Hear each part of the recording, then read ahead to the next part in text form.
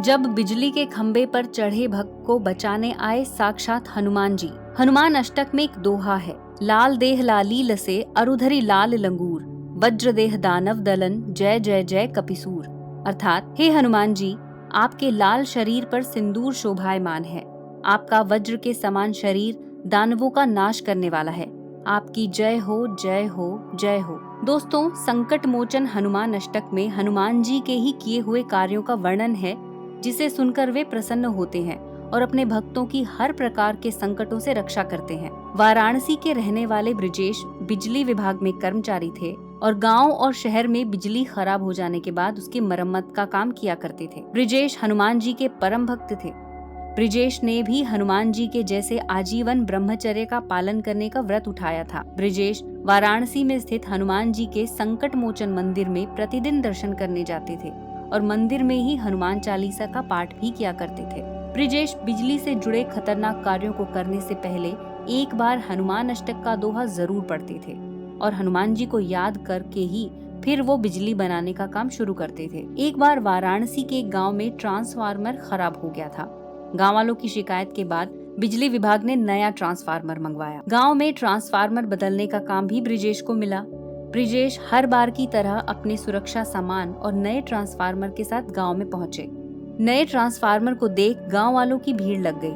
Transformer को गाड़ी से किसी तरह नीचे उतारा गया। उसके बाद ब्रजेश ने बिजली विभाग में फोन किया कि गाँव की तरफ आने वाली बिजली को बंद कर दिया जाए।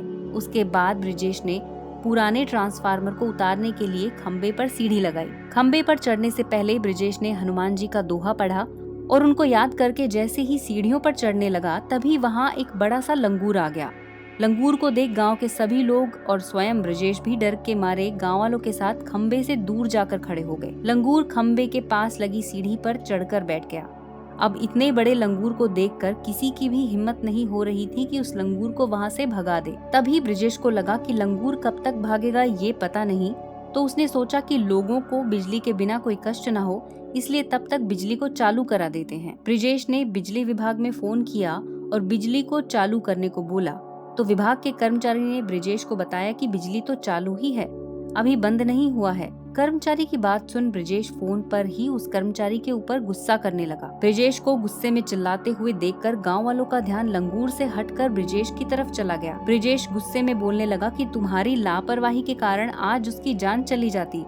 फिर कर्मचारी ने ब्रजेश को बताया कि उनके फोन करने के बाद वो बिजली बंद करने के लिए बिजली कक्ष की तरफ जब बढ़ा तो उसने देखा कि कक्ष में ताला लगा है और चाबी नहीं मिल रही है। उसने तुरंत ब्रजेश को रोकने के लिए फोन भी किया, लेकिन उनका फोन नहीं लगा, तो उसने एक लड़के को भेजा ब्रजेश को खंबे पर चढ़ने से रोकने के लिए। तभी बिजली विभाग का एक कर्मचारी वहां आया और ब्रजेश को ठीक देखकर बोला, अच्छा हुआ जो आप खंबे पर नहीं चढ़े, नहीं तो आपकी जान चली जाती। उस पर एक गांव के आदमी ने बोला कि अगर वो लंगूर गांव में अचानक से नहीं आया होता तो ब्रजेश खंबे पर चढ़ गया होता और अब तक उसकी जान भी चली गई होती। उस कर्मचारी ने अपने चारों तरफ देखा तो उसको कोई लंगूर नहीं दिखा।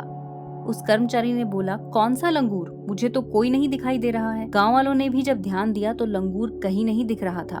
सबको लगा कि लंगूर कहीं और भाग गया होगा। अचानक से ब्रजेश को समझ आया कि उसकी जान किसी और ने नहीं बल्कि हनुमान जी ने बचाई है, क्योंकि उस लंगूर का अचानक से आना और अचानक से गायब हो जाना ये किसी चमत्कार से कम नहीं है। तो देखा दोस्तों आपने कि कैसे हनुमान जी ने एक लंगूर का वेश धारण करके अपने भक्त की जान की रक्षा की। अगर आपको ये वीडियो पसंद आया हो तो इस वीडियो को लाइक करें और हमारे चैनल को सब्सक्राइब करना ना भूलें।